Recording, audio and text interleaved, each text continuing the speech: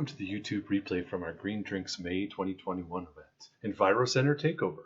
We welcome Jennifer Stelzer, Community Sustainability Programs Director, Evan Harvey, Ottawa Green Business Coordinator, and Melanie Johnston, Home Energy and Retrofit Services Director, for our virtual Green Drinks. As the pandemic continues and we see these lockdowns, I find it's a great way to connect with the community and allow people a space to come together still, right? Right now, we would have been pretty tight into the Fox and Feather with 52 of us. So now we can stretch out and enjoy a little bit more comfort. So for those of you who don't know me, I am Nick Hebb with SmartNet Alliance. And the Alliance is a group of businesses and organizations who collaborate on projects and initiatives to accelerate Canada's transition to a sustainable economy. So for more information on SNA, consult our website, which I'll put into chat shortly, and you'll be able to find details about our members. We've recently just relaunched all our member pages, and those include videos, PDFs, blurbs about their services, and as well as an embedded map on where to find them and a bunch of other stuff. So you can go through all the members now. We've added a bunch of filters too. So if you want to filter by project or accreditation, you can do that. Say you want to get into battery storage or you want to build a passive home, you just go through the filter there and you can see which of our members are in those sectors. So it's pretty exciting, and I'll put that link shortly into chat so everyone can surf around there. And so for those not familiar with the actual Green Drinks, it's an international event. SmartNet Alliance hosts the Ottawa one here, but there are events in about 500 different countries and 20 chapters in Ontario alone. So just a shout out to some of our other chapters, Toronto and Kitchener-Waterloo are still doing virtual events, so check them out. So tonight we figured it was a great time to bring along the folks in EnviroCentre. You know, all year long they're doing a lot of stuff, but right now in particular there's a lot going on, and we figured, hey, why not let them take over all of Green Drinks and tell us all about the amazing things going on. So we've got today we've got Jennifer Stelzer, and she's going to be talking about the upcoming Let's Bike Month. So I'm excited for that. Then we've got Evan Harvey. I'm not sure if Evan's made it on the call yet, but we'll see if we can track him down, and he's going to be talking about, oh yeah, I do see you, Evan, so you're good, perfect. Just going to make you co-host there, Evan. So he's going to be talking about Ottawa Green Business, all the great stuff going on, and then last but surely not least, Melanie Johnston's going to talk about the retrofit program, and we'll have lots of time for some in-depth questions on that because I know everyone wants to go deep on all this coming retrofit stuff. So that's great. So welcome everybody, and we'll get rolling. I just want to bring up my intros here. So first off, we're going to have Jennifer Stelzer. She is the Community Sustainability Programs Director at EnviroCentre, and she brings expertise in event planning, community engagement, data development, and analysis to the EC team. Throughout her professional, volunteer, and advocacy work, she has demonstrated her ability to plan and implement quality programs and initiatives that are fun, inclusive, and engaging. That's awesome. All those are great. Jennifer has a BA in geography with a keen interest in urban landscapes and programs that influence citizen behavior. She's an avid cyclist, and her passion for encouraging sustainable transportation and living lighter is reflected in that work that she does. And I know a ton of us are excited about getting on their bikes. I was on mine earlier today. So let's bring in Jen to talk about the newly designed Let's Bike program, and you can share your screen there, Jen. Okay, thank you very much for that very kind introduction. We all have to wait an awkward second here while I share my screen. So give me a little minute here. So I'm hopeful you can see that. Nick, is that up and you're coming through. You? We can hear and we can see. Take it Perfect. away. That's great. Well, then we're off to the races. So yes, we're from EnviroCentre, and we are so happy to be here tonight. Many of you probably know who EnviroCentre is, but for those of you that don't, we are a nonprofit organization, and our mission is to provide people, communities, and organizations with practical solutions to lighten their environmental impact in lasting ways. We're really all about finding a solution that fits a lifestyle so it sticks. And our vision is dramatic reductions in greenhouse gas emissions are achieved through inspired environmental action and positive change. So you'll notice most of the things we talk about are how you can do things rather than everything that's wrong with the world, because we get a lot of that in the news already. So you already read this, so we don't have to do that, but that's me out on the street waving like a silly person. So I guess I'm just going to go over, firstly, why EnviroCentre even cares about bikes. You know, we're an environmental organization, and of course, there's the sustainable transportation aspect. Getting around by bike is amazing and almost carbon free. So that's, you know, the big tick of the box of why we care about bikes.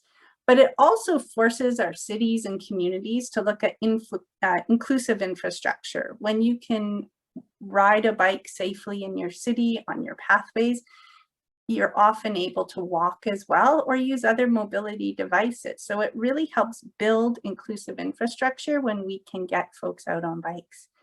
Honestly, it helps us broaden our reach of our other programs. So EnviroCentre, as Nick was saying, we focus on home retrofits, and I'm doing stuff with waste management, and we've got business programs, and we've got stuff about rainwater and stormwater. So the thing about bikes is that's everyone. That's every kind of demographic that rides bikes. And so when we can get a message out to people who ride bikes, we can get our broader message out about all the other great and interesting things we're doing.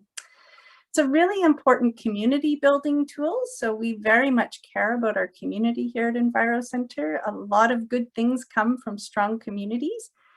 If you ride a bike already, then you already know that, you know, you say hi to your neighbors, you get to know your actual community because you are much more invested. You're much more, it's much more tangible when you are out riding your bike.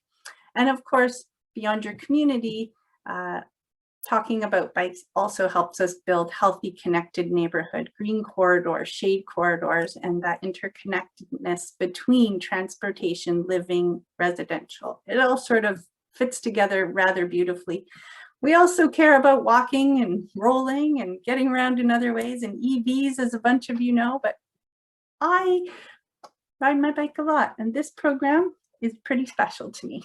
So it had a gigantic change. So you might have noticed we're living through this crazy pandemic, and some interesting trends that have happened in the past year is that year-over-year bike sales have increased by 75% and over 130% year-over-year, just January, February. So January, February 2020 to January, February 2021, 130% increase in bike sales. Transit ridership, unfortunately, has seen a drop by about 85% year over year right now. And the trend of working from home is, you know, at the beginning of 2016, we were at about 4% of our workforce working from home. And StatsCan just reported that 32% of Canadian employees aged 15 to 64 are working from home right now. So we had a program called Bike to Work Month. So that didn't work out with this trend because A, we sold our building. We don't have a place to bike to. And so did a lot of other people. They didn't have a commute anymore. So we made some really important shifts to help address some of these changes we've really seen in transportation. The first thing is, with all of these new people riding bikes, and I call them rediscovered cyclists, people that maybe haven't ridden a bike since they were a little kid, we really needed some good education programs out on the street. We need people to understand the infrastructure that's special about Ottawa that maybe didn't exist 20 years ago when they were riding a bike around. So like, I know it sounds silly, but it's not always intuitive to know what to do at a bike box, and it's not always intuitive to know how to go through a roundabout on a bicycle. So we run a lot of education programs. We provide a lot of resources. We are constantly just shoving stuff out on social media as well to try to get people just, you know, no one wants to be told what they do. So we try to do it in a fun way. And then the other part is transit ridership. That challenge, you know, we're really afraid that people are going to hop off the bus. And if they can, they may hop in a car as opposed to hop on a bike.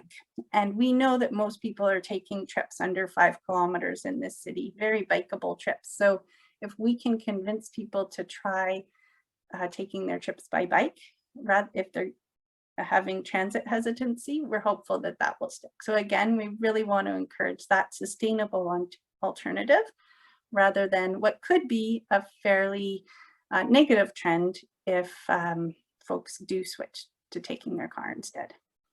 And the last one, as I mentioned before, we just want to support all cycling trips. This has been something our community's been asking us for a long time. We have people that volunteer, we have people that bike for sports and leisure. And there is good information that shows that people that ride bikes for leisure basically could be your target audience to eventually shift to people that might bike for transportation. So our target audience is never people that don't ride a bike at all. We're never going to get someone that doesn't ride a bike to start riding a bike to wherever they need to go. We really want to get folks riding a bike for transportation, flipping out their single occupancy vehicles for those shorter trips. That's basically our goal. So after 10 amazing years of Bike to Work Month, I think at the end of Bike to Work Month, we had 4,500 participants. We had, I think we gave away $11,000 worth of prizes that year. And then the pandemic hit. So we kind of reset and we tried a little kind of pilot program in September and it worked out really well. So the new program is called Let's Bike. And we called it Let's Bike because the whole premise is, hey, Nick, you want to go to Green Drinks next Thursday? And Nick says, yes. And I would say, great, let's bike. So it's kind of that, let's encourage people to say, let's bike when they're inviting a friend or family member to do something. So if you've never joined Let's Bike, here's basically how it works. It's a website app where you log for 1 month, you go in, you create the most simple profile that's basically a pretend username. Your email address is important so we can contact you if you win a prize. And then we care about your postal code, weirdly, just the first 3 digits, because we want to know that we're hitting every area of the city. So you go in and you just say, I went 8 kilometers today by bike. And over the course of the month, it's going to tell you how many times you bike, how far you bike. We do a little calculation based on, the EPA to get some GHG averted data. It's just a best estimate based on, I think, a 2016 Toyota Corolla or something like that. And the same with money. So we do the savings based on the CAA calculator of how much money you save by choosing to ride your bike that day. And then on the main page, we show the collective total. So on our kind of trial run in September, where we promoted it, but it was like a test drive, basically, we still managed to get 1,100 participants and we managed to avert 30 tons of GHG that month. So it's kind of a fun thing. And we got 142 new riders. So that was great. So that's the one piece of the puzzle. So that's information. The next piece of the puzzle is inspiration.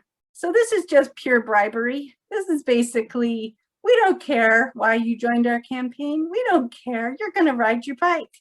That's wonderful. So we give away daily prizes that are all donated by local businesses, and we completely pick them randomly. We don't care if you biked 2 kilometers. We've got people biking up to 110 kilometers in a single day. Like, we've got a big range, and we think they're all equally awesome. So we just literally every morning we go in the machine and it randomly picks a participant who's ridden their bike during Bike to Work Month, and we mail them a prize. It's that simple. This is a really interesting one, and a little tip about environmental engagement is sometimes your message can't be let's save the world. It really has to be let's win a prize. And the result might be we're going to bike a whole lot more. So we often have a different outward, in my world, in the community sustainability programs, we often don't have a direct, here's the environmental impact of making this great choice. We often have, here's a personal impact, here's a financial impact, here's other ways it's going to impact you and your family or let you have a chance of something fun. And the very last sort of piece of the Let's Bike puzzle is the education. So this is a biggie. So we are offering 25 workshops throughout May and June. We have them all the time. We offer workshops and they're free for people to attend. We partner with organizations, and that allows us, you know, I did one on Tuesday with the Ottawa Tool Lending Library. I think we had 95 people join to learn about route planning. So, I mean, that's pretty amazing, right? So we make them really fun and engaging. And we go over things like bike basics, how to fix basic things on your bicycle, infrastructure and safety is a big one, urban cycling tips, route planning, and even how to carry stuff, which seems basic, but is kind of important. So our 4 workshops we offer, and I put these up because I really hope some of you will join us at some of them. They're all really fun. Urban cycling is all about that new infrastructure. Here's your sneak peek tip in that picture here. You can see these 3 little dots. Those change the lights. So if you are riding your bike and you see those 3 little dots, you can simply stop your bike on those dots, and it's the same as pushing the button.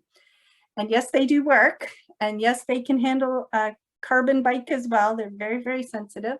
But you have to stay on those dots until the light has fully changed, because many of these have red reverts on them. So it's really important. That's the kind of stuff we talk about at our workshops.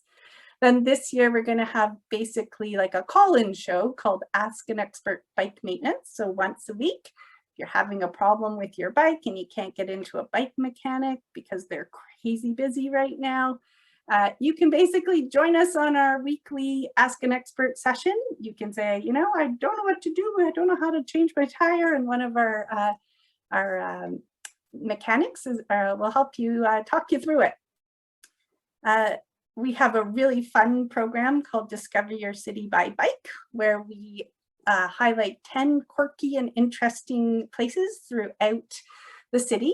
So my other hat is I'm really involved in the Historical Society of Ottawa. So this is my baby, where I get to join my history dork self with my environmental bike loving self. And anyways, and then we teach people how to do their own route planning using various tools. And then we actually do one called Extend Your Cycling Season, which we were surprised people were booking this summer, but I think a lot of people wanted to bike later into the year. So we're offering it this summer, and that's just to help people bike on the nice days year round.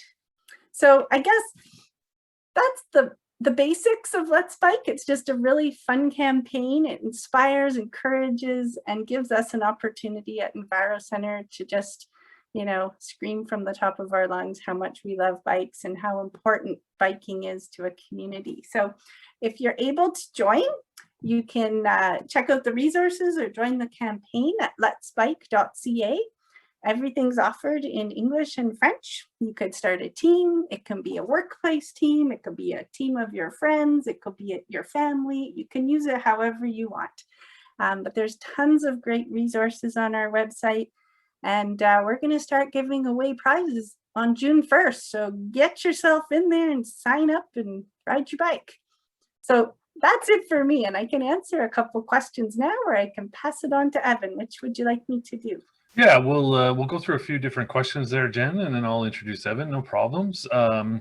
So we do have a couple of different questions in chat. I want to invite everybody to go ahead and add any questions or comments you'd like into chat now to get answered. One comment that a couple of users had were it would be nice to link Strava biking data if that's possible. I'm sure you guys have looked at that.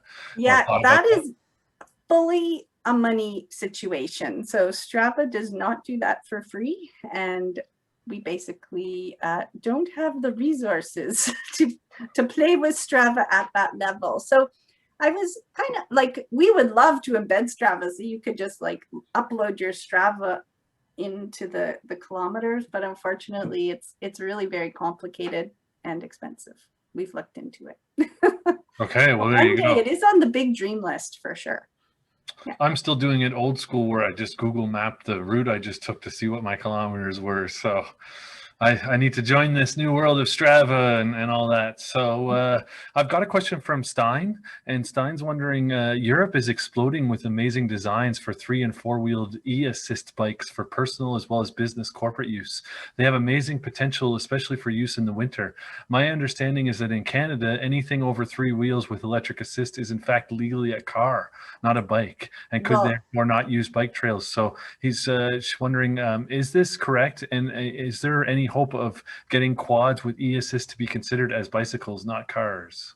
so that is the most timely question that could ever have been asked, because I think it was just today that Bill 262 of our provincial government put out, or is about, it announced anyways, the new description of an e-bike. And a cargo bike, it has to do with like weight of the bike.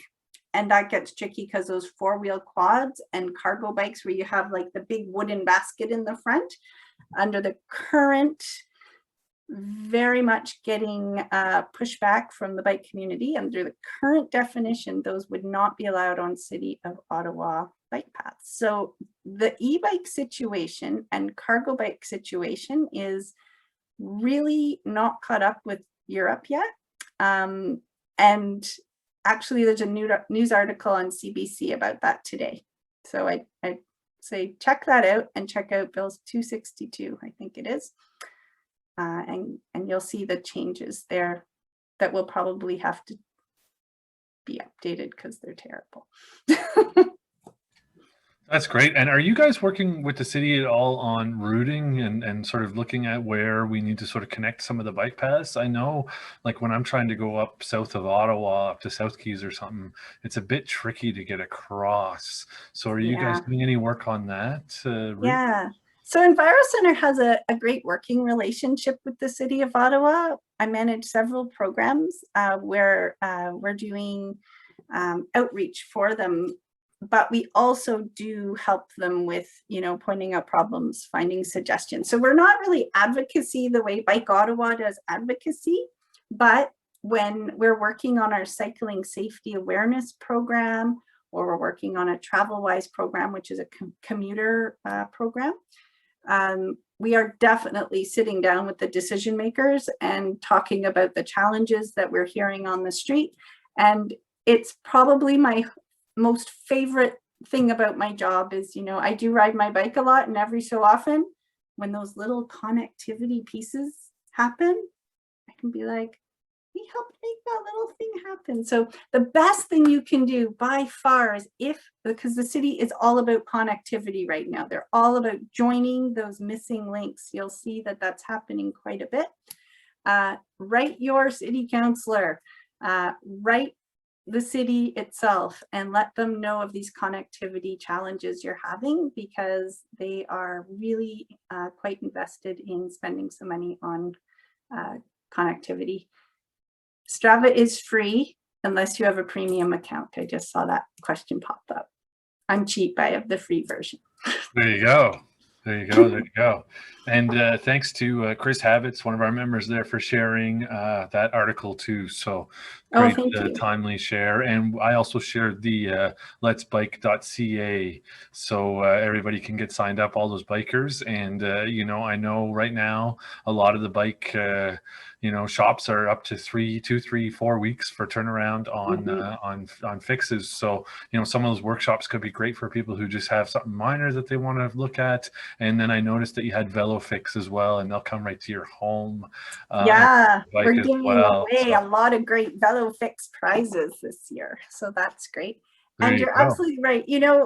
Bike maintenance, I would say, I am not a bike mechanic, but I can deal with about 90% of the things that happen with my bike. And once you know the little things, you're off. You can do it. It's not like yeah, exactly. It's just a familiarity and kind of being around some other people. And that's the great thing about Zoom, is you can turn your camera on and say, hey, what's going on with my derailleur here or whatever, right? Yeah. So that's great. So thanks so much, Jen. Really appreciate the work you're doing, and you know, a bit sad about your downtown location. I remember biking into a couple meetings there over on Somerset, but Oh, great yeah. news that everybody's got that extra half hour not commuting, and great to see you guys have made the switch and you know, been able to do it really gracefully and easily. It seems like from the outside at least. So well Yeah. done, and I'm sure there's a bit of you know, We learning miss curve. each other, Yeah, but with we that, but really love, like, we've actually really saved a lot of carbon. We're not heating a whole building. We don't have to deal with a whole extra building. So, you know, the environmental impact of our decision was pretty awesome too. So I think we're a close-knit team, but boy, we do miss each other, I have to say. that's it. That's why we have to have these green drinks takeovers, so you can chat with each other and spread the word. So thanks so much, Jen. Really appreciate the work My you're doing, pleasure. and we'll hope to see you on my bike. I'm out about 3-4 times a week. So Great. yeah, I know it's great. Well, Dave. Thanks so much. So All right. next up, we're going to have Evan Harvey, and he's the main contact for the newly rebranded Ottawa Green Business Program. And that's a program that's tracking the reduction and reporting of GHG emissions and overall environmental impact. Evan completed his Bachelor of Arts honors at Carleton University, and he has more than 10 years of client services experience in a variety of industries. He's previously worked with EnviroCentre's home energy programs, and he's always been passionate about living sustainably to protect our planet's ecosystems and incredible wildlife. Tonight, he's going to give us a bit of an overview on the Ottawa Green Business Program, give us a few of the success stories, and bring us up to speed on what's going on with some of the emissions. So welcome in, Evan, to unmute yourself and share your screen. Thanks for joining us. Thanks for having me. It's great to be here. I will flip my screen on here. So just give me a moment. And let me know if you don't see it. Just coming through right now. Take a little bit.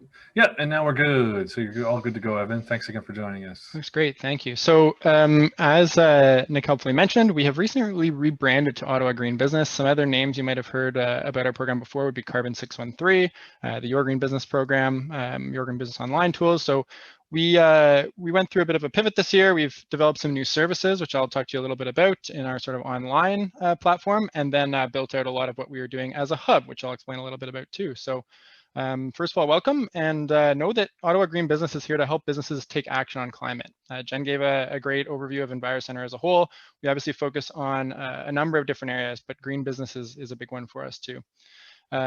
Obviously, there are a lot of businesses in Canada, and so even small ones that have a relatively low footprint compared to larger ones, the cumulative impact of everybody, all businesses, all workplaces really in the country, it adds up, and that's where the carbon emissions come from. So don't think that smaller businesses don't have a role to play as well. A few numbers that we can show. Basically, we commissioned with the City of Ottawa and Climate Smart a report in 2017 that sort of estimated some of the impacts that Ottawa businesses could have in terms of GHG reductions, and some of them are up there on the screen right now. Just simply tracking and reporting on data, for example, was shown on a sample of about 850 businesses through Climate Smart that an 11% reduction was basically the average over the first 3 years of people who started tracking their data. So that in and of itself is a big part of what we do, and it makes a big difference on its own. And some of the top performers, we're seeing 30% reductions by year 2. And that kind of translates into an Ottawa context of meaning sort of over 100,000 tons of CO2 reduced just from those top performers as we're reading the report today. And obviously huge cost savings as well, which we know is a big co-benefit of businesses becoming a bit more efficient and a bit more sustainable. And of course, small businesses are important. This study was based on Ottawa and sort of all the businesses here, but sort of big brands, big companies all across the world are starting to get on board with this trend. So some commitments are a lot stronger than others. Some are more data backed and some are sort of more communications based. But the point is the trend is here, and it's not coming. It's here, and we're right in it. Some of the bigger sort of polluters and emitters in the world are already making targets, already sort of making commitments. So you want to be ahead of that curve. Obviously, if these big sort of large organizations that are generally considered industry leaders are making these switches, it's not far behind that the whole industry will make that shift. Of course, these businesses all have a great deal of resources compared to maybe some of the enterprises we would see in Ottawa. So how do you get there when you don't have sort of a full sustainability department at Coca-Cola to back up your policy making? Well, that's what we're here for as a program. So we're there to help Ottawa businesses achieve environmental targets, set their own goals, measure their successes in a way that makes sense for each of those businesses, and with a local focus and sort of some one-to-one support. So we have sort of two different levels of service now, which we developed in part last year when, as we know, we've all sort of changed circumstances. A lot has shifted on us in the last year. And a lot of businesses that had a culture of sustainability or a desire to build a stronger culture of sustainability were shifted to a working from home environment. So we developed a suite of services that we call Ottawa Green Business Online.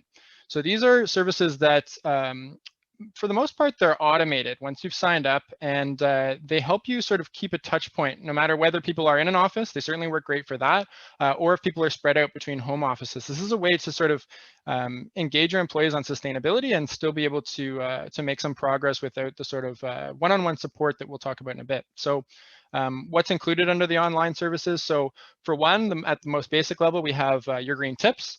So every week, your employees who are signed up to our program here will get a tip about how to take action on climate. Sometimes they are based on personal decisions that they can make, but often they are specific to what actions they can take in terms of a workplace. So all kinds of things in terms of getting a power bar that has an automatic timer, or that you unplug at the end of your workday to reduce phantom power loads, which can be pretty significant both in the office and at home.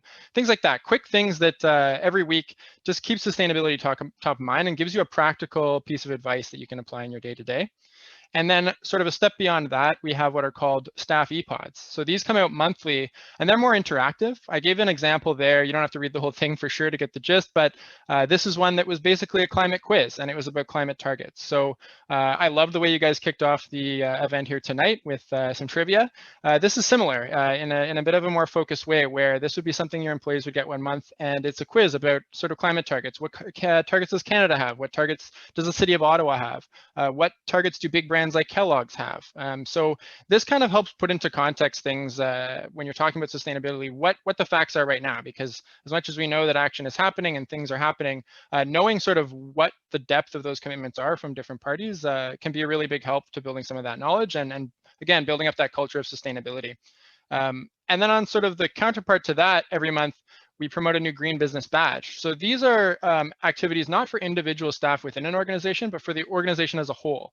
So sometimes it would involve more or fewer staff, but an example here that I've got on the screen, the local buyer badge. So this is for a business in Ottawa that makes the switch to a local supplier for any kind of product or service. This isn't about changing everything you do and switching all of your purchases to local and all your services to local. This is about making one change and taking action on one thing so you can see how easy it is, and then sharing that out with the rest of the network so that other people can see how easy it is and move forward from there.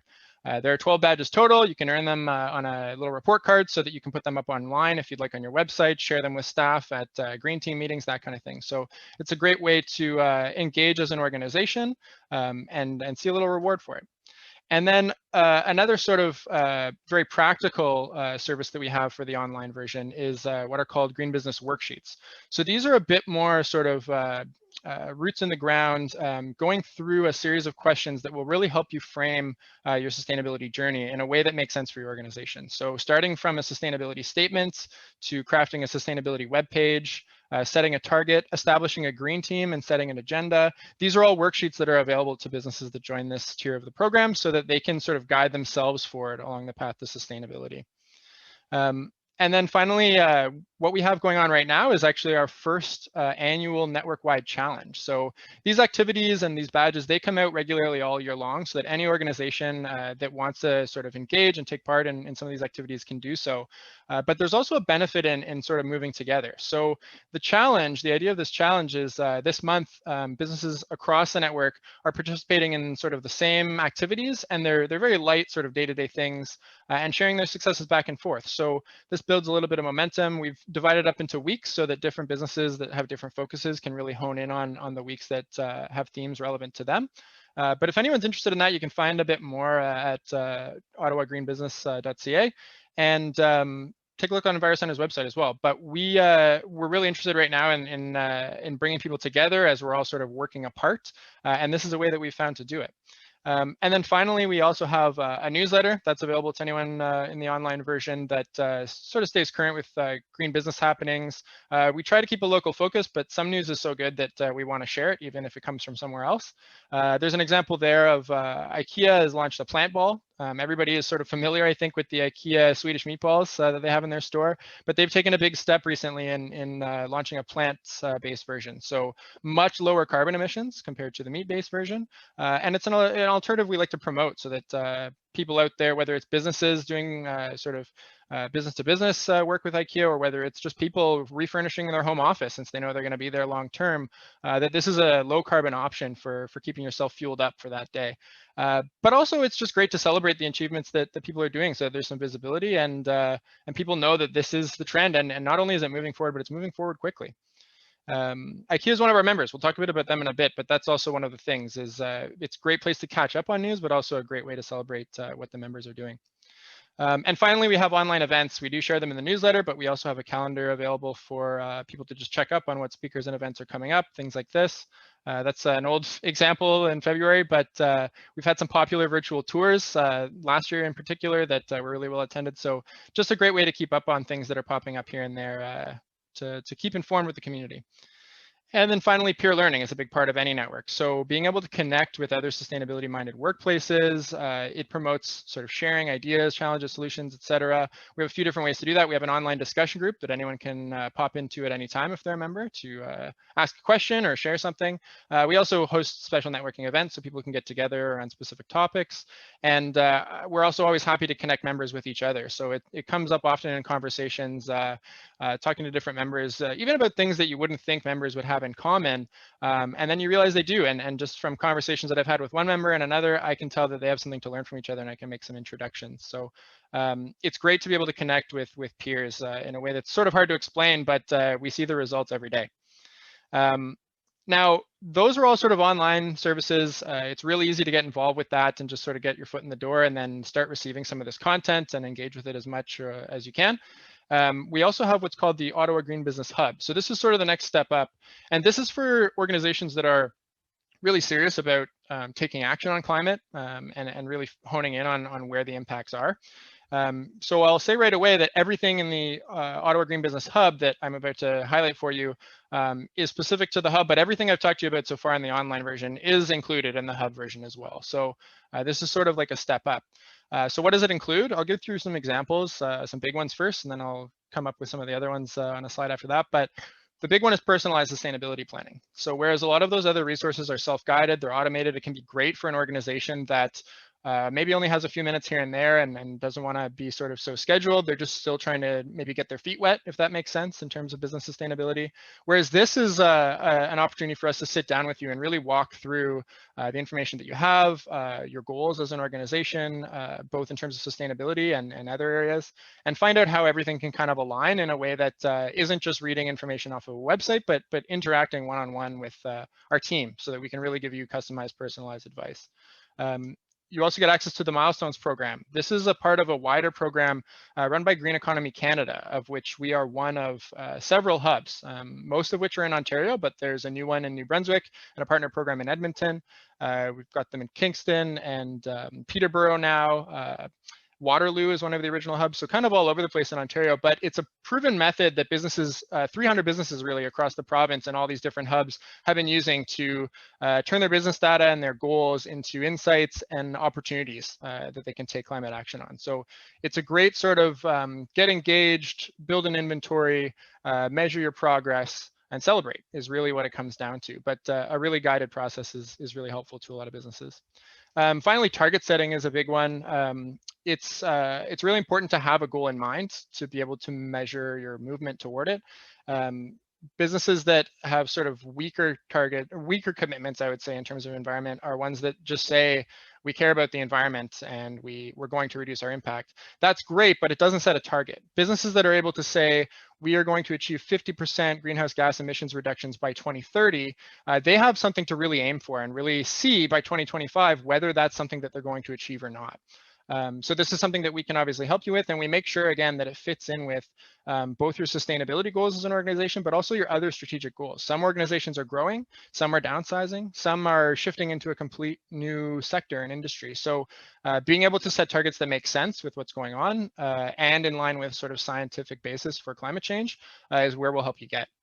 And finally, impact tracking. So once, of course, you've set a target, the important thing is to measure progress toward it. So lots of information up there. I'm not going to read all these slides, obviously, but we have a tool based on the corporate accounting and reporting standard from the GHG protocol that we can use with members. And we can sort of tailor data collection forms, provide some guidance on different sources of emissions at your business based on sector or just personal conversations we've had. So it's a great way for us to sort of support you in making sure that you're tracking your impact as accurately as possible over time, so you can see the reductions that you're making year by year. And finally, things like green team support. I've been on lots of calls with green teams that are just starting up or green teams that are a couple years old and are looking for new ways to sort of engage with their organization. Some people like to be called a sustainability committee. We like the term green team because it's a bit approachable and it's nice, but I've talked to so many great people at so many organizations that whether they're senior management sort of looking to implement sustainability initiatives from the top down, or whether it's someone in IT who just can see that they're using more electricity than they need to, and they really want to sort of form up a team to start addressing the climate impact of their workplace. We see it in sort of all different ways, and it's really inspiring to talk to these people, but also, like I said, there's a lot of lessons learned that can then be translated between different green teams that we can support with. And that's just a few things. So here's a quick list of a whole bunch of other stuff that comes with the Ottawa Green Business Hub. Quarterly check-ins is a great way that we do a lot of these check-ins with the green team or management. It keeps things on task. It's really easy for 3 months or 4 months to slip by, but when we're checking in regularly, it keeps people accountable and keeps us on top of what you're doing, so we can support you on everything you're doing right now. When we get back to them, we'll be back to in-person events. Our online membership includes access to lots of our virtual events, and that's most of what we're doing right now. But eventually we'll go back to in-person events, and some of the sustainability tours we've done at places like IKEA have been really, really popular to see a bit behind the scenes on what they do to avoid shipping emissions by repackaging in store, things like that you wouldn't necessarily expect. Lots of direct advice support, and of course we, in terms of tracking your annual impact and setting targets, we can provide an annual sustainability report where we can update yearly based on your most recent year of emissions, so you can see your progress toward that target. And we do sustainability awards every year. So ours this year coming up on our day of recognition, which you can see right next there, May 25th, which will also be the day that our annual report comes out, which highlights some of the achievements of some of our members. So stay tuned to that. Those of you that are interested, May 25th, there'll be lots more great information about what businesses have been up to in the last year. But awards for the newest members who joined the program in the last year. So even people who are new to sustainability are recognized and celebrated for taking steps and taking action. The best climate projects are celebrated, and climate leaders in the community who are sort of reaching out beyond their own operations to promote sustainability. We've done a few facility walkthroughs, both as tours and sort of as a walkthrough to check out what your opportunities might be. And we even are able to offer discounts on things like energy audits and some services that other members offer to other members. So it's great to be connected, obviously, with a network for a million reasons, but discounts is another big one. So that's sort of a big gist of everything that we offer from both tiers of the program. Here's sort of a quick summary of what this means for people. So businesses that want to engage employees, connect with other businesses, and start sort of moving towards sustainability, they only need light support. Maybe, like I said, they're just getting their feet wet and they want to take it at their own pace. This is a great tier for them. It's only $100 a year, so it's a very low commitment level for most businesses. Like I said, it's missing a lot of those direct one-on-one elements, but it's a great way to sort of get immersed in your first year as a sustainable business. And then, of course, our hub is for those who are ready to take concrete action on climate, like I said, use proven methods to reduce emissions, build projects, set reduction targets, etc. You need personalized support, customized tools. You really want to go all the way, and you want to take climate action by the numbers is really what this one comes down to. The membership fee does range because different organizations with like a lot of staff compared to a small number of staff, many facilities compared to maybe just one office, it does take a little bit more, obviously. So there is sort of a range there of membership options depending on the size of your business. You can find more information about that on our website, so feel free to check in what your business or workplace might cost to join, and feel free to reach out to me if you'd like to talk a little bit more about it. So that's basically a kind of a rundown of the program, and why we all know why cutting carbon is good for everybody, but why is it good for a particular business that's like looking to cut carbon to join into this program? Well, we know that there are savings to be had. We've seen many of our members take actions that, even when they didn't necessarily start out from a focus of cost savings, it's led to that. So I'll give you a couple of examples here, but the main thing is businesses know that efficiency is how they save on costs, and that's true fiscally, but it's also true of GHGs, because a lot of them come from energy, fuel, travel, things that cost money. So cutting down on that is always helpful. So one sort of case study that we like to highlight is one of our members, Light & Co. They're great because they're an organization that does a lot of work promoting sustainability at other organizations. They do lighting retrofits, which can help especially older buildings really reduce their electricity demand.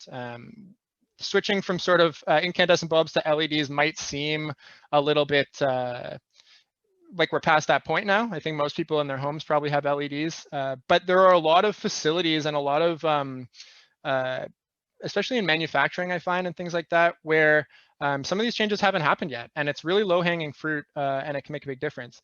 This case study I really like, because Light & Co. not only does this to sort of promote sustainability among other businesses in the community, but they actually they've done a lot of LED retrofits on their own facilities, obviously, but they actually also, through our network, were able to project the cost of replacing a few of their trucks with electric vehicles instead that could still manage a lot of the gear. And they actually came out ahead of time with the prediction, and then ended up finding that the costs basically was zero, because they had been using these big kind of gas guzzling trucks. They used a lot of maintenance, a lot of fuel costs. And when they really worked out the math and compared to these electric vehicles that they could replace them with, essentially it was the same cost. And then once you started getting into the cost savings that they were having, like year by year compared to the outright purchase price, it's been a big deal for them. Not only that, but they've saved a ton on GHGs per year. And it didn't take any time to pay it off. So this is kind of the no-brainer situation. This is what we like to call low-hanging fruit, where it's a great sort of project to get started on, and then to start tackling some of the deeper things that might take a little bit more thinking. But again, zero payback time, so that's great. This was a bit of a less of a no-brainer, but also made a big difference. This was when again, we have a partner hub in Kingston. One of their members is a housing company that replaced a whole bunch of stove ranges, where they upgraded them rather to be a bit more efficient. And there was a payback period on this. There was an upfront cost that was pretty significant. They did get some incentives through their utilities, which is something that we love to hook our members up with. There's always incentives for this and that and around. It's sometimes hard to keep track of them, so we can do that for you and connect businesses and workplaces with those. But you can see here that they managed to do the math, and while the payback period was 7.5 years, the cost savings, sort of the life of this project, was estimated to be about 20 years. So once they cross that threshold, they're essentially making money, even though there's a bit of an upfront cost. So these are the kind of things that we can help businesses understand. We know that sometimes there's an entry barrier to some of this stuff, and this is a way that we can sort of help you plan out what will actually work for you, and what low-hanging fruit or what long-term projects might be most beneficial. We have kind of a diverse network, is something else I like to highlight about our program. I've got another slide actually too. This is about half our members here. This is a snapshot from last year. You can check out our annual report, like I said, coming out in on May 25th to see sort of who's done what in the past year. But you can see kind of a wide range of different organizations there. Like some of them, I know one of these is a software company. It's only 2 or 3 employees generally. We've got a place like Carleton University, which obviously has a lot of staff, faculty, and students that they have some influence over. Light & Co. you can see up there, a small architecture firm, the Canadian Museum of Nature. The whole Ottawa Carleton District School Board is one of our most engaged members, honestly. They're doing a ton of great work. You can see some more over here, a couple of housing providers. We've got kind of a whole range of members. And one of the things that people that our members maybe don't see right away is how much they have in common with each other and how much sharing can benefit them. So a great example I like to highlight is, like I said, IKEA did a sustainability tour back when we could do it in person. And we were there, and a few of our members came along, and one of the members that sent a representative was Shepherds of Good Hope. And we were looking through a lot of the stuff. They had come to try to figure out sort of more sustainable options for furnishings. Obviously, they operate a shelter, and so they are responsible for sort of housing a lot of people. But when we got to the kitchens at IKEA, was really when things kind of kicked off, because they'd kind of come into it with this idea of what the connection had been, but then when they got into the kitchens, they realized both IKEA and Shepherds of Good Hope provide a food service. They provide meals to people, and in very different contexts, but in a similar sort of high volume way. So reducing waste from cooking and kitchen activities and like single-use plastics in the cafeteria. These are things they could align on. Even kitchen equipment, food composters, high efficiency dishwashing equipment. These are things that they were able to have a deep conversation about. And I know it's made, it's moved forward progress on both of them in that area. So some surprising connections here or there. So it's always great to be a part of a network and find some of those hidden gems. And of course, that's just our local network. We have, like I said, partners and other counterpart hubs across the province, across the country now. So lots of sort of support to draw on without losing that local focus. Our members love us too, which is great. As a membership-based program, we sort of need that. IKEA, we do a lot of supporting with them. They're great too because they work with us on a local level, but then they have a lot of power to go back to the corporate IKEA to talk to them about sustainability. So they've been a really great member. They're always willing to at least discuss and talk about new initiatives and things that that they could do both within their own operations and to support community initiatives. I know that they hosted the Meet, which was the truck for EV days this year for people to test drive electric vehicles in their parking lot. Really exciting stuff. And then of course, we have here a quote from Mike Gifford. Again, this is a much smaller company, a small IT firm. And they have been, again, a great partner, really willing to share their expertise on digital sustainability with other members of the network. So a great advantage there to have them in, but obviously they get lots of support as well from other members of the network on their own sustainability. And finally, we have supporters sort of at all levels. This is a quote from Catherine McKenna. We worked with her when she was the Minister of Environment and Climate Change, and then obviously in her new role as well when it comes to green businesses. So it's great to sort of have a network that can advocate for our members and businesses and workplaces at all different levels, whether it's with other members, whether it's across the country, whether it's in government. It's great to sort of create that web of contacts. So that's as much as I can sort of tell you in a nutshell about the programs. There's lots more to them that we can talk about, and I'm sure there are some questions I can pop back into here. But always feel free to reach out to us at Ottawa Green Business. We're happy to talk to you about a business you're a part of, or even just a workplace or business that you'd like to see get involved in the program. We have one short decade to meet sort of Ottawa's community targets, which are around 70% by 2030. And those are the targets in line with what we need to meet Paris Climate Accord agreement and prevent sort of the worst effects of climate change and keep warming under 1.5. So the question to businesses in Ottawa right now is, are they willing to do their part, and are they ready? Because the time's now and you don't want to get left behind. Yeah, so true, Evan. Thanks so much for a great presentation. You know, great, exciting to hear about all the amazing work that you guys are doing over there. And thanks so much for highlighting Light & Co. They're one of our members as well. So it's nice to hear about the amazing work they're doing. And also a great mention for your events calendar as well, which I shared in chat. I know I go on there weekly to check out what's going on. And, you know, for years I've been saying, you know, someone in Ottawa needs to, you know, sort of compile all the environmental events, and it seems like Mandy's on top of that, and you know, really getting all those events in there. So, you know, if people are wondering about what webinars coming next and things like that, a lot of the ones that I mentioned in the green updates are on there, and some of our ones as well. So we do have a couple questions there, Evan, and we'll kind of go through. Janet's wondering, she's recently moved into an older condo building apartment, lots of room for improvement environmentally. She's wondering, would this condo work as a small business? I know there are a few other people who are on condo boards as well. Is that something that you guys are looking at or could potentially be a part of your network? So we have lots of experience with housing providers. The CCOC, for example, has been a member for a while. We've done, because we have so much expertise in residential retrofitting work from some of the other areas that we operate in, this is definitely something that you should talk to us about. The structure of the condo itself would sort of impact, I think, whether it would fit into the business sustainability program or not. It does obviously take buy-in then from the condo board. It's definitely something worth talking about. Housing is something that we know is a business all across Ottawa in all kinds of different forms. So If it's a workplace, if it's a business that is providing a service for a fee, then we want to talk to them about how they can reduce their carbon emissions. And if that means partnering with some of the residential programs that we have as well to make individual units a bit more efficient, then that's sort of one of the advantages we have as EnviroCentre and connecting to all these sort of different areas of our work. Jen mentioned that as well, but Let's Bike is a great opportunity for workplaces as well. She mentioned some teams are workplace based. That's something that we encourage all of our members to do. So as much as we have our Ottawa Green Business Challenge specific to our members, there's also a lot of opportunity to connect with sort of other areas of our work and to find ways that we can support. One of the nice things about the hub model is that we can have that sort of personalized discussion. If you're in the online model, then you could get lots of content. You could bring that to your condo board. You could start having that conversation. But once you get into that hub level, then we can sit down, have a meeting, and really talk about what that looks like for everybody. Yeah, thanks so much, Evan. I know there are a couple other people on the call as well who are interested in sort of moving their condo boards. Houston's on the call as well. So, maybe we'll circle back after Mel's presentation and open up a bit of a general discussion around condo boards, if you don't mind hanging on. And we'll save a couple minutes for that. I've also got a question from Iona. She's wondering, does OGB, and I love the new acronym, OGB, does OGB have any focus on preventing greenwashing?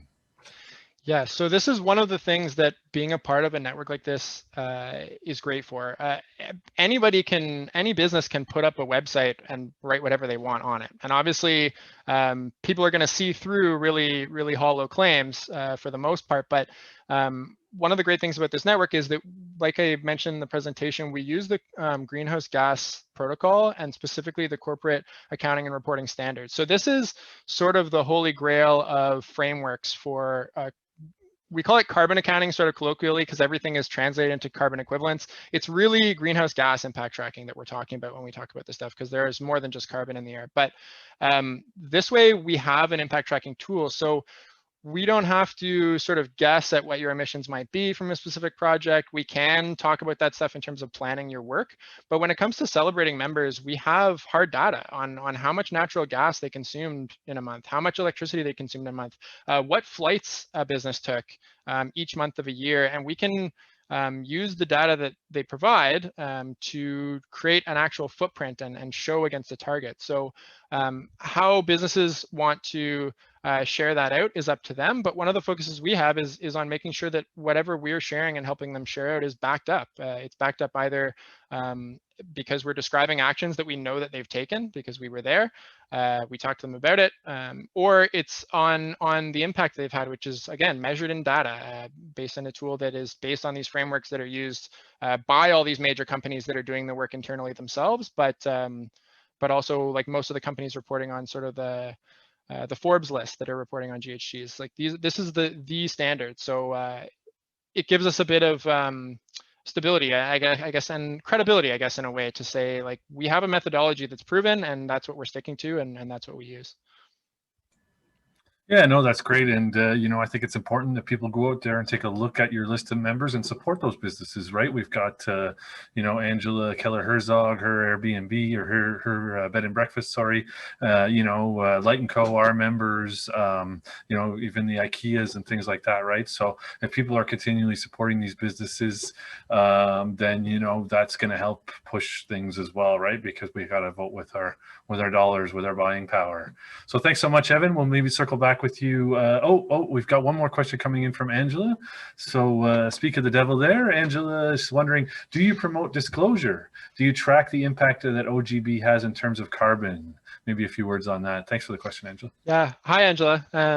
Yes, we promote disclosure. As you know, we're always looking for people to share out their success stories. I will say that over the last sort of year, as businesses and organizations are pivoting and shifting around, I have noticed a bit of a trend for people to maybe play things a little close to the chest, which is kind of ironic because when we've gone through the numbers, most organizations have seen a pretty significant drop in emissions, especially those that are not seeing a lot of commuting, not seeing any business travel for the most part. Some have reduced the number of facilities. These are all things that we want businesses to be sharing, obviously, even though the motivation might not have been so climate focused during this time. There are silver linings to what's going on, and the climate impacts that we can measure and that we have measured with members, we definitely want them to be sharing. how much, again, that people are willing to share outwardly and internally is always a different question too. I know a lot of our members are very keen on sharing a lot of their information with their green team, with staff, moving things forward. And then some of our members that have already started seeing some success are getting a lot more comfortable sharing it outwards. I know your credit union did a whole press release last year. They surpassed their target like 7 years early. I think they hit 38% reductions in 3.5 years, and they had been aiming for 20% over 10. So they're now in the process of setting a new target, which I'm sure we'll be celebrating as well. But we love when people can share a little bit about how they're doing, what's going on, and especially recognizing that it's progress over time. People don't need to wait until they've achieved their target to celebrate. They can talk about how far they've made it so far. I know, Angela, you've done a ton of good work too. So I feel like you're someone that we love to have out there talking about what you've done and how your bed and breakfast has gone. I know it's been a really challenging year in particular for you and other people in your sector, but it's great. Angela has one of my favorite sort of sustainability goals on her website, which is to become Ottawa's most sustainable bed and breakfast, which is great because not only is it something to work towards, but there's not a percentage reduction necessarily in that statement, although I know that we've talked about that as well with Angela, but it's competitive. It brings people in. It makes you realize that you're not just your own business, you're a part of a community. And if you can push the envelope yourself, then it means everybody else sort of has to push the envelope and try to catch up with you. So the more people promote, the better, as far as I'm concerned. Yeah, absolutely. And great to see you there, Angela. Just a reminder, we'll open up at the end of the call for any sort of rebuttals or any other further questions, so everybody can unmute themselves there.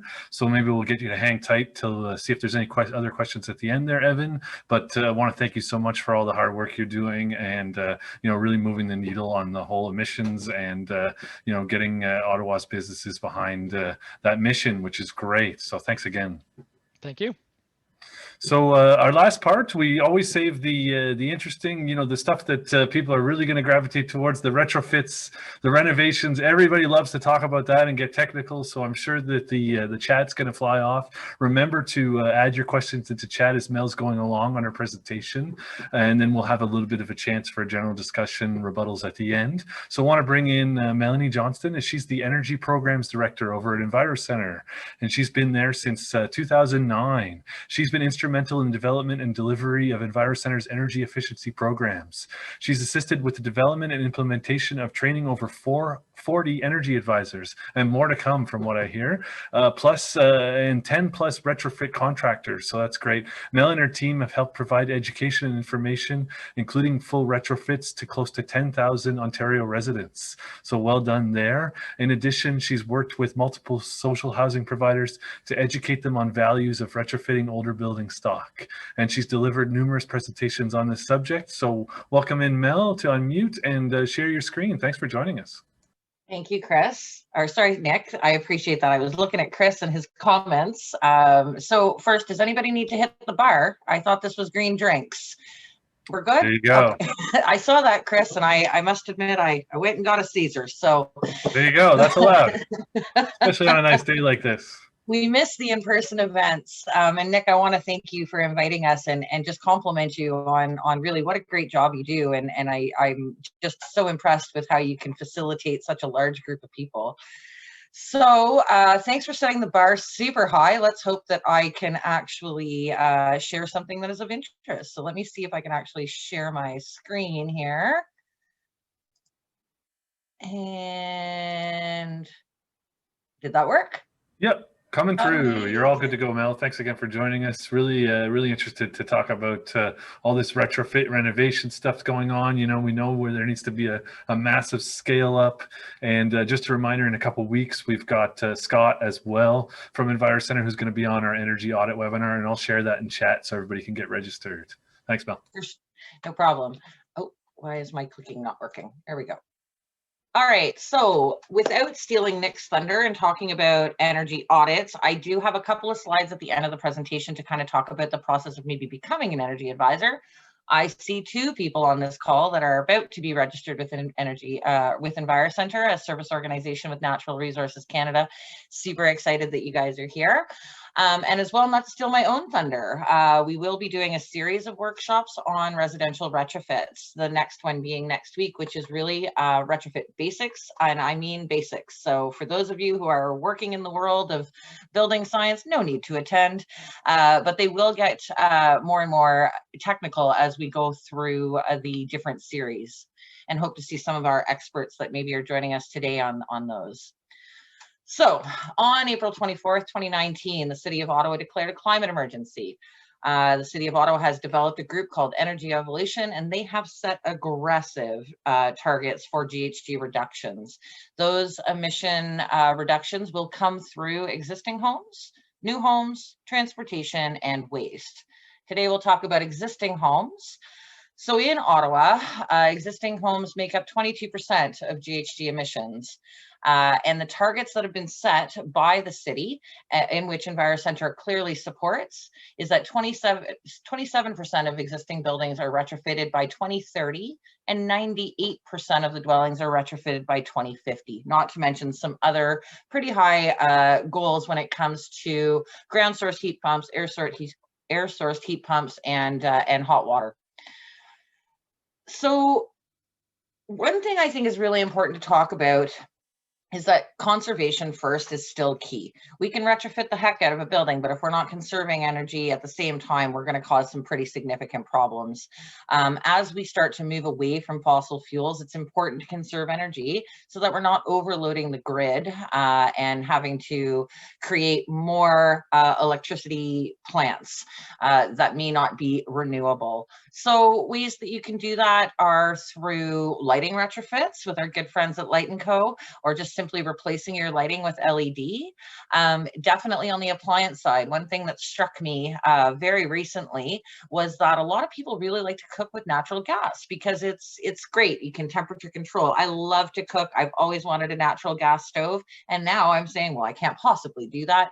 But an induction stove works just as well and saves you a ton of energy. So really having a look at, replacing your appliances with the most efficient, something that's got an Energy Star label. And then of course, smart controls in your building or in your home are going to definitely help you when it comes to conservation. Also education, those tools really tell you in real time how much energy you're using. I mean, I think about it almost like when you're at the gas pump and you're filling up your car that's not electric, unfortunately, and you're watching those numbers tick by as you're filling. This is happening with these smart controls, and it really allows you a visual so you can understand how you're using energy. And then on top of that, tightening the building envelope. This is really, really key from conservation. You want to keep the heat in or the cool in the summer. By having leaks in your home and losing that energy, you're really having a big impact on the environment. So we're looking at topping up attic insulation, increasing your foundation insulation, wall insulation as required, and then all importantly is obviously air sealing. So, making sure that you're tackling all of the areas in which your home is losing that air, and therefore losing potentially natural gas or the electricity that you're paying for. Then once you've sort of started all of your conservation measures, you're going to look at your mechanicals and your renewables.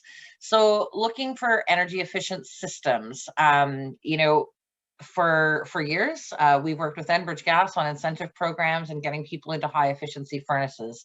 If that's what you can do, then that's what you can do. But what we're looking for as we plan to our net zero stage is really looking at fuel switching, applying air and ground sourced heat pumps, and then adding some renewables like solar. So I'm really excited, Nick, that you're having a bunch of sessions around solar and renewables. It's very exciting. So the next question is, how do we pay for it? And this is probably where we're going to get a whole bunch of questions at the end. So I'm just going to briefly go through the opportunities here, and then I can certainly share more. So the utilities offer rebates and incentives. There's currently a program with Enbridge Gas that will provide up to $5,000 worth of incentives for doing envelope upgrades, mechanical upgrades, and the like. The new NRCan Greener Homes program, which we're excitedly waiting for. We know that it's coming. We just haven't had the official launch date. Again, another $5,000 towards energy retrofits and energy efficiency retrofits, also covering the cost of the audit, which is great. Next is the City of Ottawa's Better Homes loan. This exciting opportunity is coming up. I think last I heard from Janice, I'm not sure if she was able to join us today, but last I heard is we would be launching in the summer. This is a zero interest loan that is tied to your property and will allow you to push the needle even further. My thinking is people should take advantage of the utility rebates, tighten up your envelope, move on to the Greener Homes program and do a few more things, and then start to look at the City of Ottawa's Better Homes loan to push the right to that net zero stage where we need to be. Sorry. So your first step in all of this, of course, is an energy audit. And again, Nick, not going to steal your thunder. But basically, for any of these programs, it is a requirement. This is how we're actually able to quantify the results. Not only are you getting the advice from the energy advisor and the recommendations on the stages in which you should apply your upgrades, it's actually your gateway to incentives. So all of the programs mentioned before require you to have an energy audit. And that's an in-home visit with an energy advisor. My biggest advice to anybody who's getting an energy audit is engage with that person. They are there to listen to your concerns, to listen to what is your motivation for moving through the process. And as part of that engagement, your upgrade report is based on your concerns. So if you've got a real comfort issue in certain rooms of your home, the energy advisor will spend a lot more time looking at that area and coming up with some solutions. And out of the energy audit, you also end up with your EnerGuide label / rating. This is a national rating system. So when you get your label, you're actually comparing your home against others within the country. And the goal is that once you've implemented your upgrades, you have a follow-up energy audit, and that EnerGuide label will have shown a reduction in the amount of greenhouse gas or energy use in your home. So something I'm really, really excited about are some of the resources that are available. Obviously, your energy report and the conversations with your energy advisor are key. What I'm most excited about is that EnviroCentre, in partnership with a lot of other groups, including our good friend Nick and some other people that are working with the Ottawa Energy Collective Impact Group, are launching the Better Homes Ottawa website. This is your one-stop shop for everything related to energy conservation and residential retrofits in the City of Ottawa. You'll have access to education, you'll have access to trainings, you'll have access to a contractor database, most likely where you can sort of start to find people who can do the work, access to all of the rebates and incentives that are available for the residents of Ottawa. And we're also going to not disclude those of you who are on the call that are in condos or in a multi-residential building. We'll have access to information on what you can do in those types of facilities. EnviroCentre has historically worked in just a residential sort of home. We have not tackled much in the way of multi-residential audits, but I do see that Dan Vivian is volunteering to do these assessments. So that's great news. And so really excited. We hope to launch that website in July. We've been doing a lot of work, had a lot of meetings around the layout and the appearance of it. We really want it to be user-friendly. And again, it should be your one-stop shop. Of course, the other area that you can get information about is Natural Resources Canada. A little bit drier than what I envision the Better Homes Ottawa website to look like, but certainly that website has actually quite a few resources that you can use, including the Dr. House, where you can type in some questions and get some conversations started around what you can do in your home, and links to other resources. Of course, your contractors out there in the field, they're able to provide advice as well. They're experts in what they do. And so, you know, being able to talk to a contractor about what your next steps are and what the best approach is to increasing the insulation or the order in which things should happen, why not? Reach out to your contractors. And then I think community is also a really good. So events like this is a perfect example of where people can get more education and learn from one another. EnviroCentre plans on hosting a few of these sessions and where we can get actually people who are going through the retrofit journey together, who may be looking at doing similar activities, and we can share lessons. What's working, what's not, was that hard, how much did it cost, all those types of things. So you can really learn from your community. So I'm just scooching right along here, Nick. I'm blowing through it. We have a little opportunity here where I can just talk a little bit about energy auditors. And the reason for that is I got a couple of emails from people who are registered for tonight's event who were curious about some training opportunities upcoming. So without, again, stealing Nick's thunder, because it's going to be a way better presentation than this, basically, if you're interested in becoming an energy advisor, for which there is a desperate need currently, in 2013, NRCan redid all of its qualifications for becoming an energy advisor, and we went from having something to the tune of 17,000 down to a couple of hundred energy advisors as people moved on to other careers. So we are actively recruiting energy advisors, as are all of the other service organizations across the country.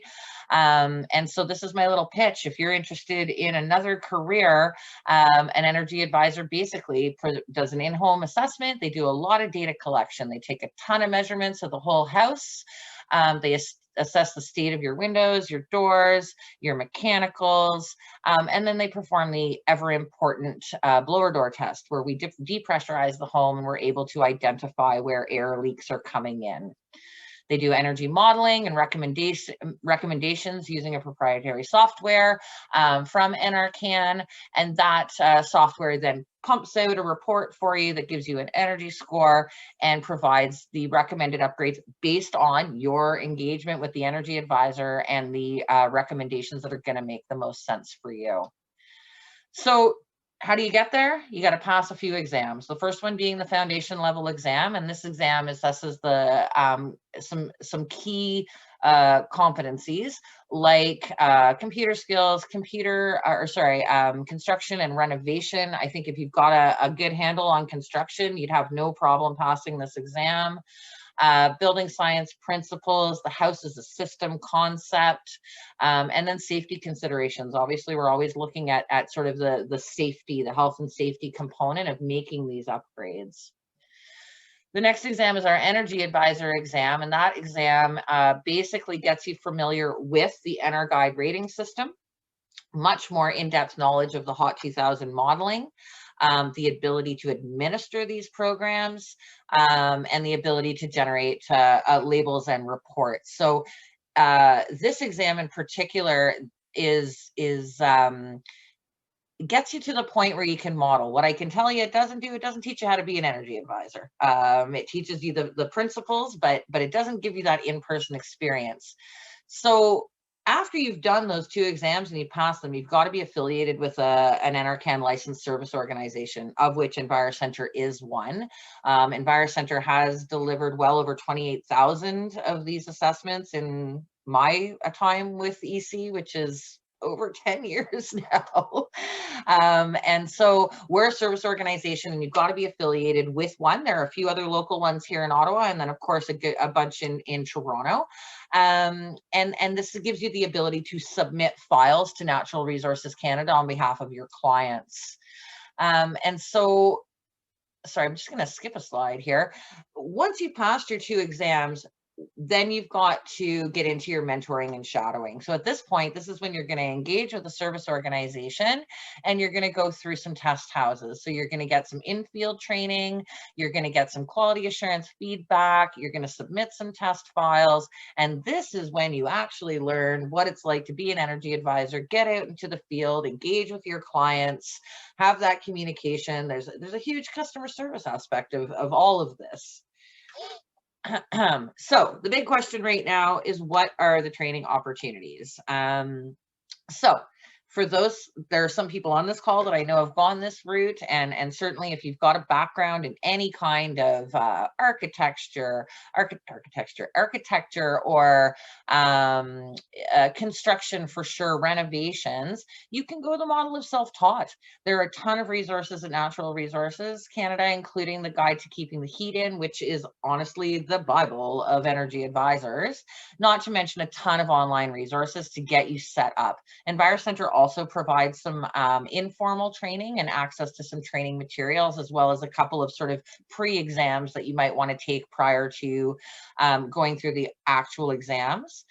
But I'm excited to say that now formal training is available.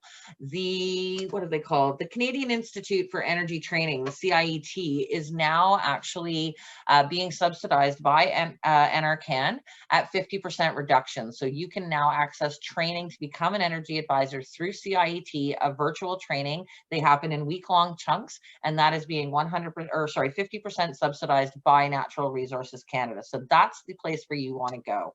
Blue House is another great organization out of Nova Scotia, I believe. They will do customized training as well. That's a little bit more on the self-guided side. So you've got to be pretty disciplined in making sure that you're actually going through with your courses. And then Humber College offers actually a 4-year program that covers all kinds of other aspects, but you do end up walking out of that program with the ability to pass those exams. That's it. I'm going to open it up for questions. I can only assume. You know, I've got lots to share, and unfortunately, in some cases, I'm also going to sound exactly like NRCan and say, I don't know yet. We don't know yet. It's still coming, but I'm happy to answer what I can. And thank you, Nick. Yeah, no worries. Great presentation, Mel. Good little appetizer for our bigger energy audit one, which we'll go it's a the bit teaser. deeper.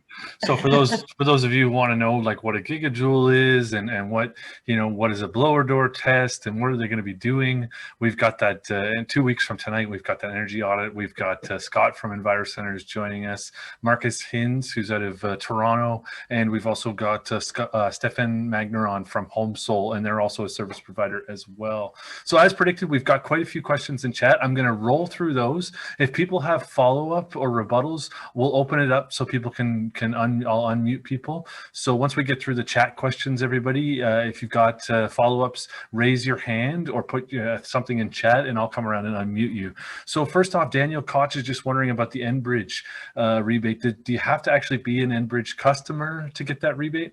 Yeah, you've got to be heating your home with natural gas, essentially.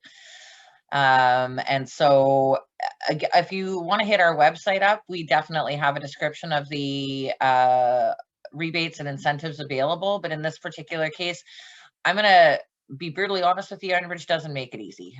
They've changed this program 12 times. I'm looking at Evan because he used to deliver the program. I feel like 12 times in the last 2 years, they've changed the rebates, the incentives. So they don't make it easy, but there's money there if you're looking. I particularly would recommend looking at the envelope upgrades as I try to push you off natural gas. Nobody from Enbridge on the call.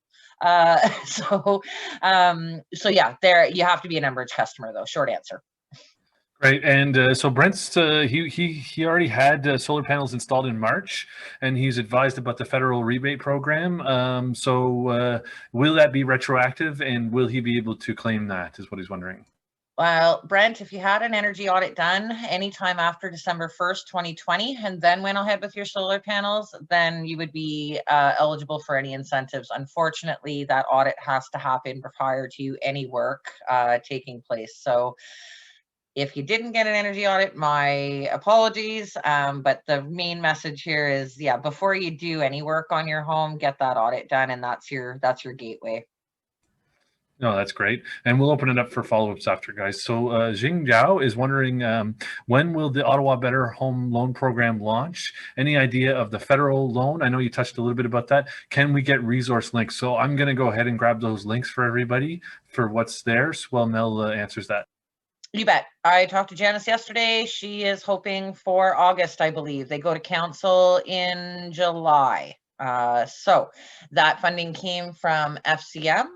It's a good chunk of change to go towards those zero interest loans. And yeah, we will be it. I'm positive you'll hear from Janice through Nick at least at one of these sessions, and there'll be some pretty major announcements coming down the pipe around when that launches, what the eligible measures will be, and how to access the funding.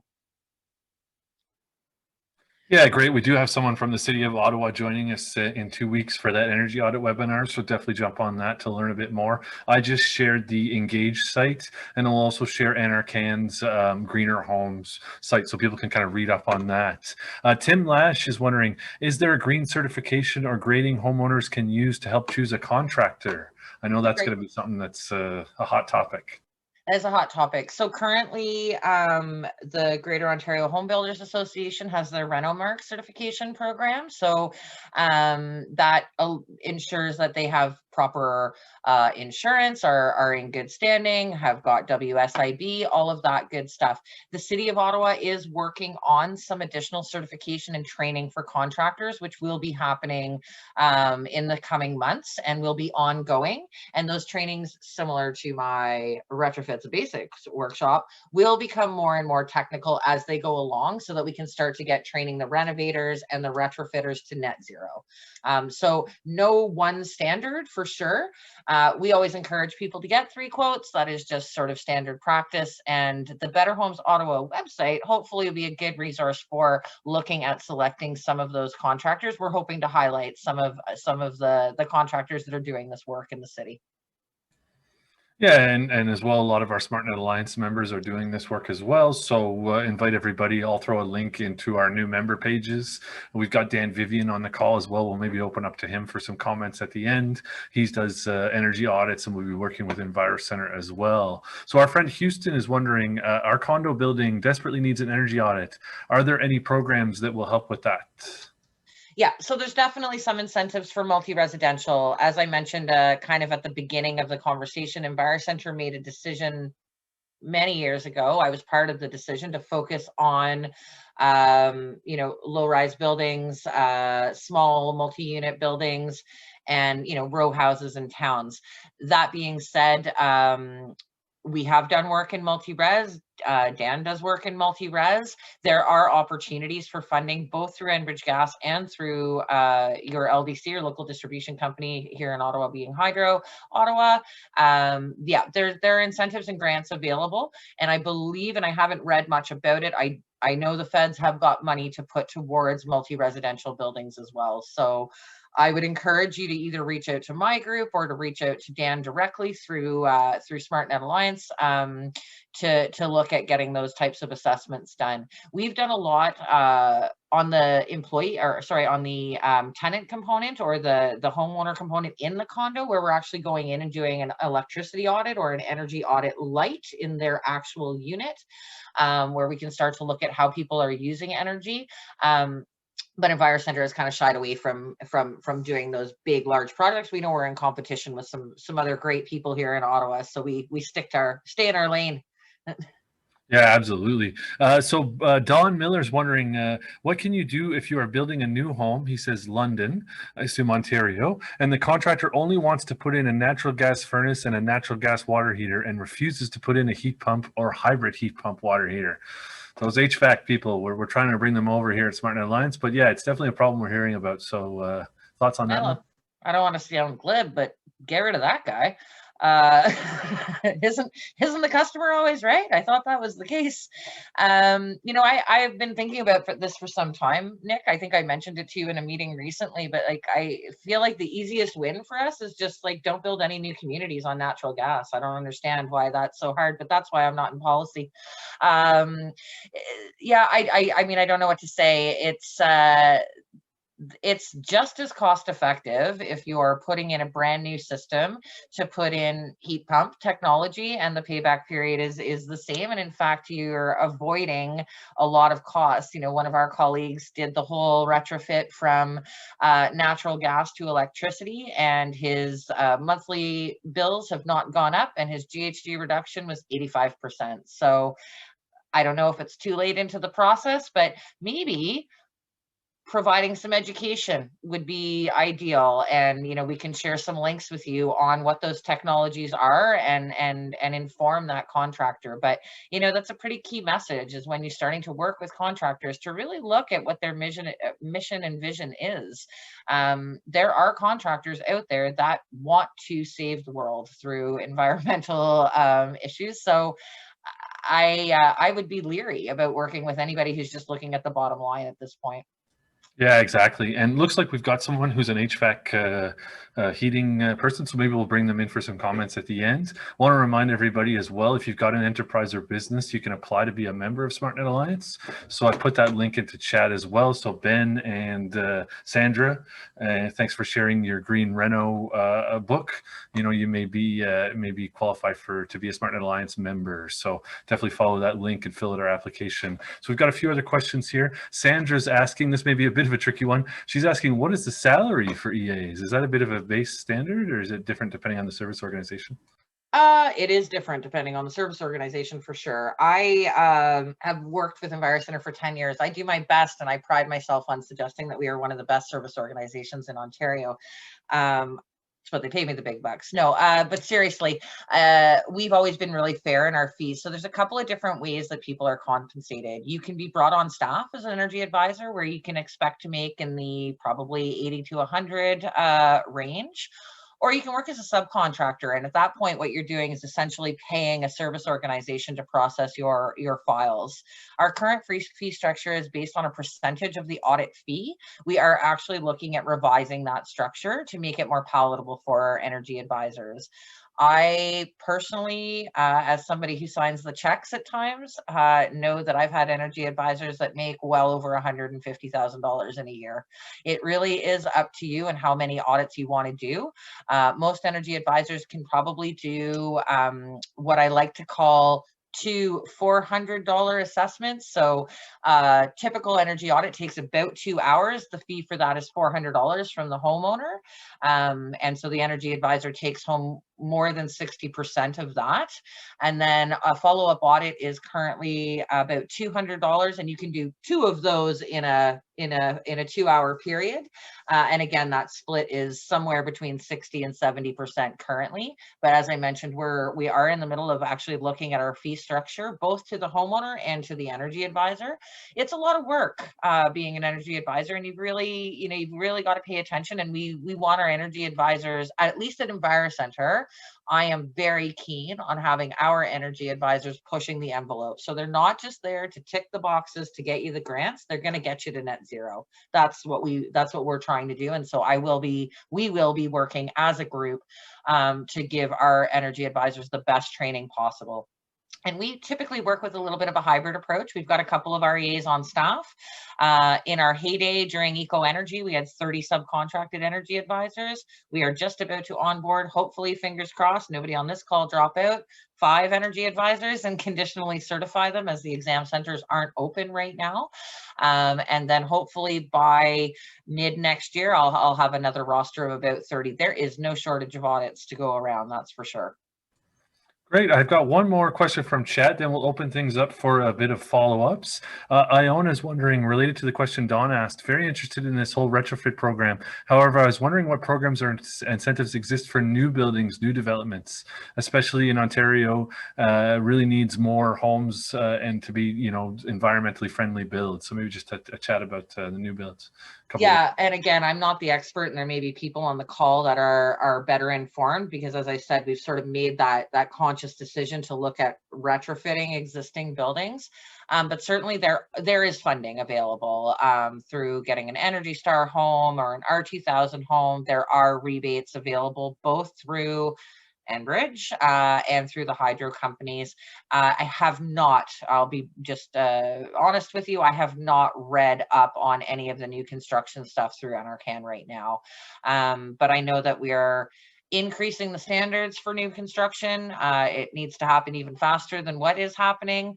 And stay tuned, actually, for any contractors out there. There'll be a lot more education coming through the city of Ottawa on those new building standards and what we need to do to get ready for that. But yeah, unfortunately, I know there's money there. I don't know exactly what it is. So, do your due diligence, check out the websites for the utilities in particular, and actually NRCan does have access to that, and I can only assume that our new site, Better Homes Ottawa, will have some access to new construction information as well. Yeah, that's great, Mel. I know Brent's got a bit of a follow-up. Anybody who else has follow-ups, please either raise your hand or add into chat. I've also got a few SmartNet Alliance members, so wanted to invite any members who'd want to unmute. I've got Chris Weisflog from EcoGen Energy and Build. I've got Daniel Vivian from the Building Science Trust, and we've also got Chris Habits. So if any members want to jump in and just say a few words, this is the time to do it. I made you a co-host, so you should be able to unmute yourself. This is the first time that members are getting a bit shy here. Well, no worries. Well, I just didn't want to jump in before Dan started. I assume. There you Dan go. Over to you, Chris Habits. Good Habits. Tell us a little bit about what you're doing. Sure. So I'm an energy engineer, HVAC engineer. I generally have focused on the past in multifamily residential and small commercial, but I will be joining the EnviroCentre team in the near future, I hope, as a residential energy advisor as well. So keeping it short, I've been very active in the chat today, so I'm sure you've all seen me blabbering away in there. Yeah, and be sure to throw your website into there, Chris, for anybody who might have some commercial needs as well. And I know you're a bit of an expert on humidification, so definitely maybe some people want to chat a little bit about that. Dan Vivian, did you want to come in for a couple words about the Building Science Trust? Yeah, absolutely. So just to talk a little bit about Don's question in London and the contractors. I think most of the issue with contractors are they're mostly not very educated or aware of the opportunities with heat pumps, and so it's a little bit more challenging than what they're used to. They're used to natural gas appliances, well trained on natural gas appliances, and because of that, when a homeowner comes to them and says, you know, I'd like to switch to a heat pump, then you know, they're hesitant with the heat pump because of the lack of knowledge. So I do offer a service to get around that.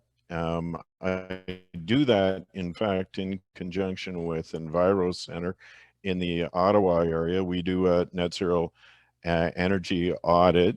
And then from that, you know, the recommendations will be to move to heat pumps for space heating and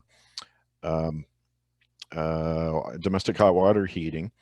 And then I can follow that up with a project management service following that, because I've sent customers to HVAC contractors that say they're green, and still that contractor will try and talk. As a workaround, I'm offering that service too. And I do work in London. And so normally I wouldn't go to London, but my brother lives there. So it's a great opportunity for me to visit my brother. And Don, as I said, I will email you about that opportunity. And for Houston, there is programs that are going to be announced that the feds are going to do. I suspect that they will pay for the energy audit, even for your large apartment buildings. So that's a great opportunity. We don't know what those rules are yet, though. So just as soon as we know those rules, you know, I'm happy to get back to you and let you know about that. Thanks so much, Dan. Yeah, great to hear the work you're doing. I just shared your link into chat there, and people can surf over to our member pages as well to watch that little intro video and learn a little bit more about you. Chris Weisflog, I know you were maybe going to say a few words about EcoGen. He's building passive homes. Maybe Chris wants to come in. Yeah, well, actually, really, the topic has been about retrofits. So I just wanted to say a couple things. One of them is that rather than be uncharacteristically quiet, just a couple notes. I have done a little bit of consulting for people. It's not the area of work that we do, and I don't want to let anyone with a false impression that this is a service that we're offering, but I have done this in the past. As an HVAC designer, I'm not an engineer, but a designer for residential, and passive house practitioner, etc. What happens is that when you go from a home that is using, say, a forced air, high temperature system like natural gas or oil, the ductwork can't necessarily support cool air source heating, air source heat pump heating, until your house becomes more efficient because the air is moved at a lower temperature. That's just a little bit of a note, but which is why I want to impress upon people that it really makes so much more sense to address the envelope first, as was briefed, like by Melanie and others. And then once you get the heat losses down, your ductwork begins to support the air source heat pumps, which is what most people will lean toward, or even ground source heat pumps. A bit of a technical note there, but that's the why of it all. And then, of course, you'll need less energy altogether. And it really does mean that heat pumps are a viable alternative to fossil fuels, but you have to address the envelope first. I also wanted to mention, I made an introduction on the chat to an associate of mine, Ben Sauvé, his business. He's a HVAC contractor. He's been providing the cold climate air source heat pumps for my passive house designs, and he's online with us tonight. I don't know if we want to give Ben a chance to talk. Also, I guess I'll let the cat out of the bag. I'm trying to drag him into SNA. Yeah, that's a great segue, Chris. I was going to ask Ben if he wanted to come off mute. I've made him into a co-host, so he can unmute himself. So I'll say goodbye here, just saying that, well, I don't think I have to drag him. Here he is. Perfect. Thanks, Chris. Appreciate that. Ben, did you want to come on and say a few words about your services?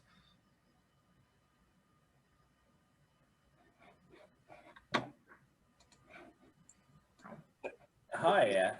I guess all I can say is that I completely agree that HVAC contractors are a little hesitant moving away from what we know.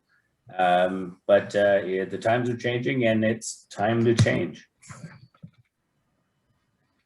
Yeah, that's great. So I just shared a link to your website there. I love the name, Suave Heating. Let's chat. So yeah, sorry. Okay, Suave Heating. Okay. Let's chat about getting you into the alliance, because I know we've been searching for someone who's passionate on the HVAC end of things, and invite everybody on the Green Drinks call to chat with you, because I know I've had a couple people ask me about heat pump providers since we did our heat pump session a couple months ago. So I know Brent's got a bit of a follow-up.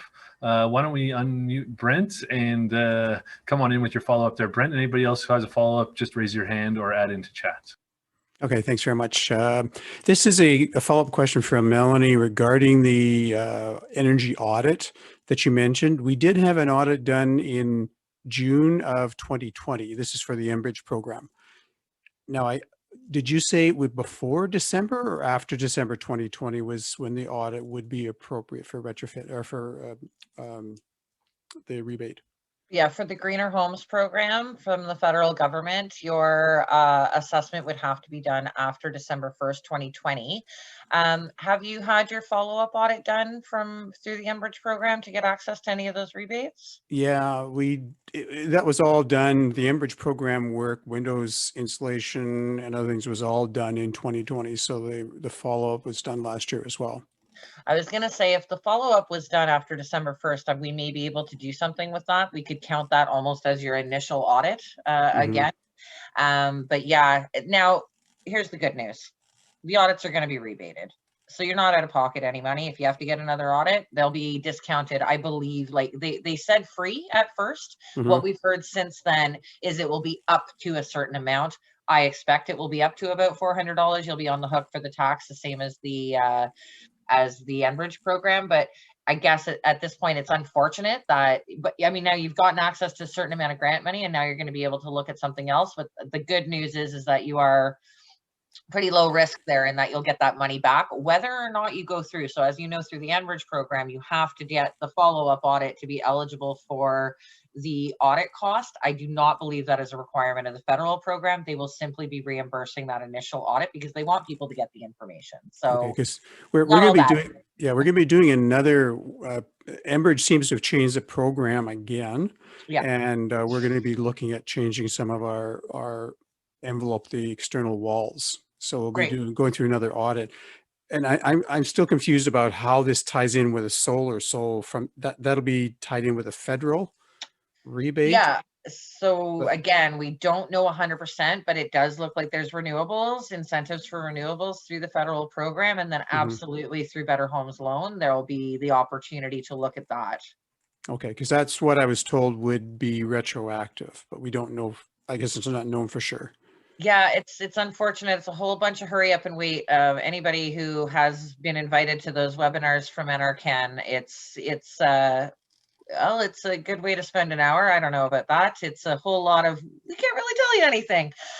So as soon as we know it, we'll be sharing it for sure. And I'll be bugging Nick to get me back out here at Green Drinks to share as much information as I can.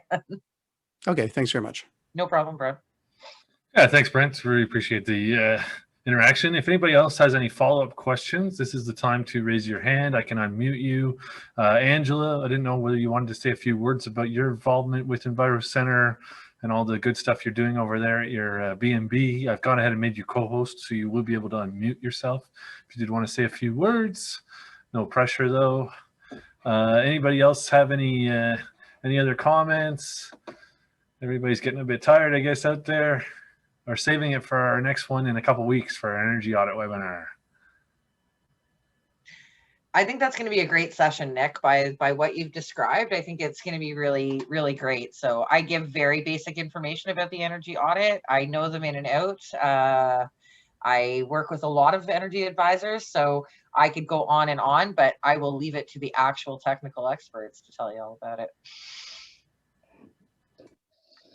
Angela came in. Looks like Angela came in there. She was in the garden. Hi there. No, I'm on my phone today, and I'm not used to like fiddling with all the things and trying to copy and paste out of the chat. Anyways, I think that it's exciting times. There are a lot of programs coming down the pipe. I think that there's a little bit of a waiting game to figure out how to, like, when is the optimal timing. But I think for sure the energy audits are going to get very, very clogged up. So I think signing up for energy audits now, and then hopefully the programs will figure out who's going to fund what at what rate and at what cost will become clear over the next year. So it's exciting times. Yep.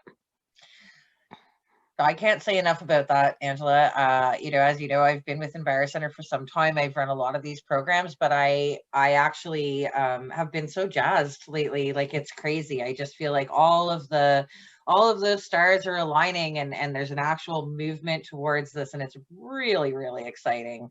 And so, yeah, your service organization or your energy auditor will actually be able to help you navigate this crazy wild west of incentives and funds. But we very much appreciate all of your support. Mm-hmm. Yeah, absolutely. Great to see the work that Angela's doing, and got to lead by example. So it's great to see some of the individuals out there pushing ahead and making those changes at home as well. And I also want to highlight we've added a new form onto our website too for those people who are looking for a multi-sector renovation or retrofit. So you can go onto the members page, scroll down to the bottom, and add your information and put a little bit of a blurb about any of the projects you're looking to work on, and then we can look at involving several of our members. So definitely worth looking at that. Does anybody else have any follow-ups? I want to open up the floor to the panelists for some last words, but we have a minute or two for any follow-ups. Not seeing anybody's hand raise. So Jen, are you still there? Maybe she's out on her bike. Jen, did you want to say a few final words about Let's Bike? I'm here. I was eating pizza.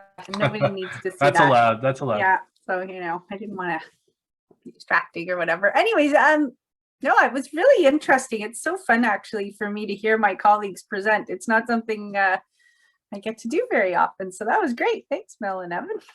Little peek into their world, which is awesome.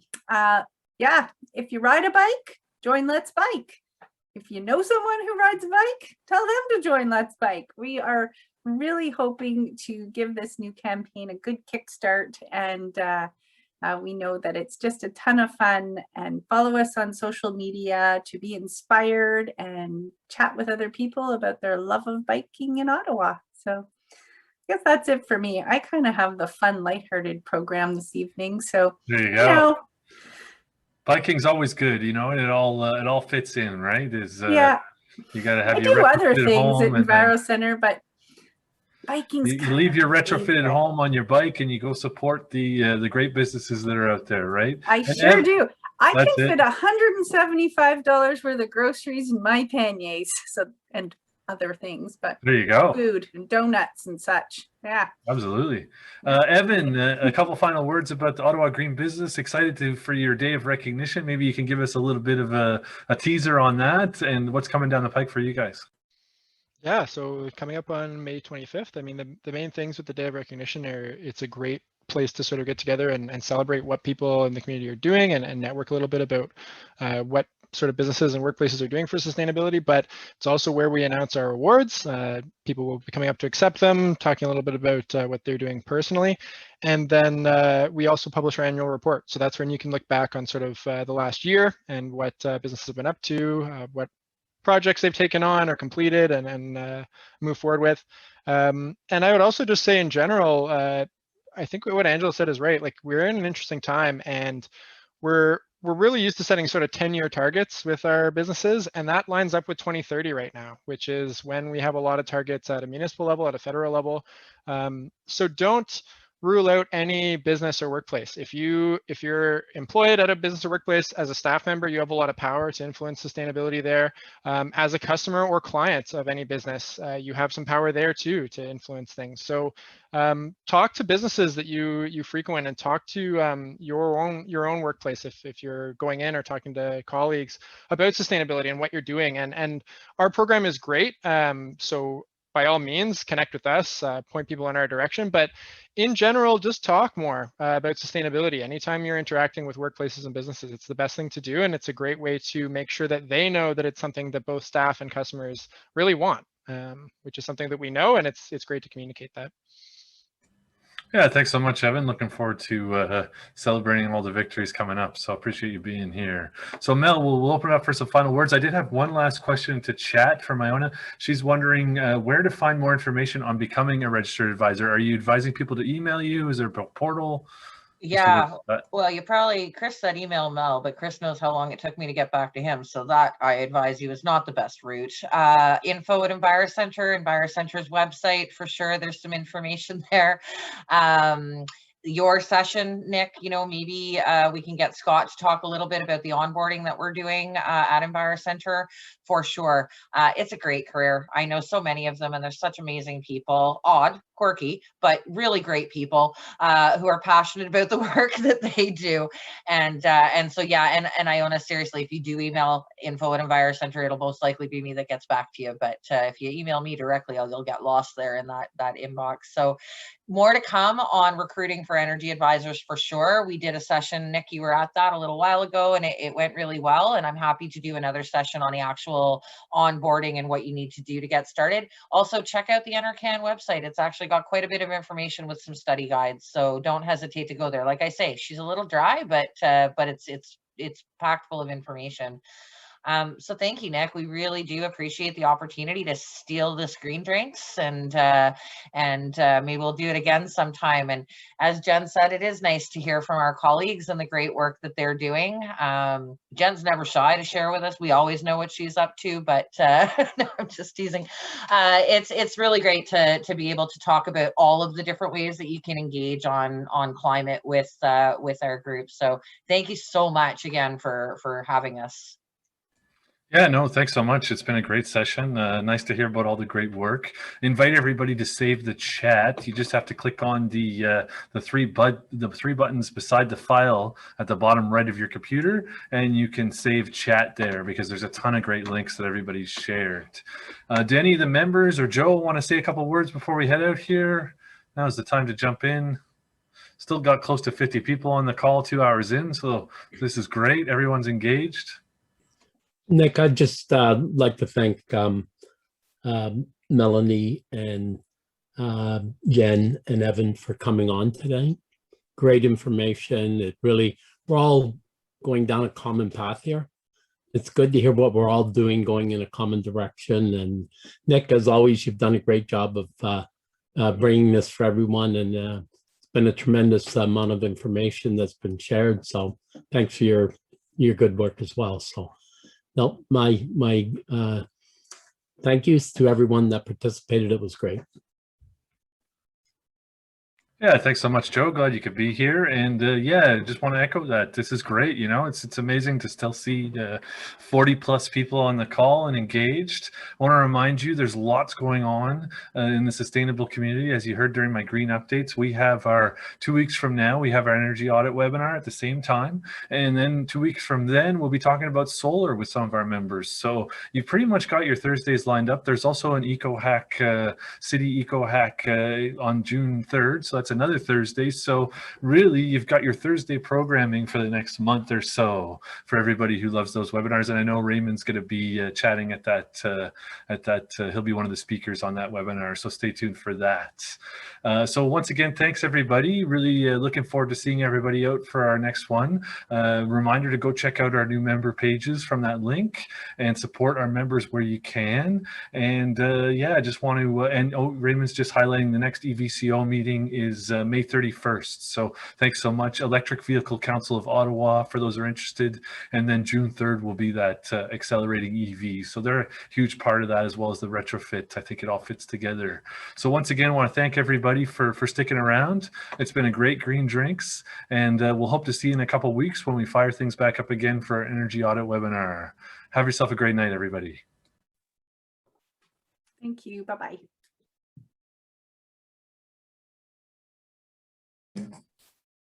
Thank you. Thanks, everybody. Enjoy that weather. We finally got it.